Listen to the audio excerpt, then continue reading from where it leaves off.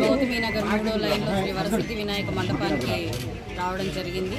అశేష పూజల్ని అందుకుంటూ అందరికీ కూడా అన్నదాన కార్యక్రమాలతో సాంస్కృతిక కార్యక్రమాలతో చాలా చక్కగా ఈ యొక్క మండపాన్ని నిర్వర్తిస్తూ వస్తున్నారు నాదృశ వాళ్ళు అండ్ టీం అందరూ కలిసి కూడా.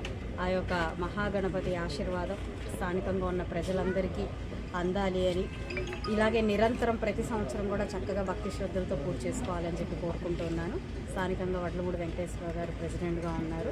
ఆయన ఆధ్వర్యంతో ఆయన యొక్క కృషితో ఈరోజు అందరూ కూడా చక్కగా ఈ డివిజన్లో వాళ్ళ పనులు చేయించుకోగలుగుతున్నారు. చాలా సంతోషంగా ఉంది.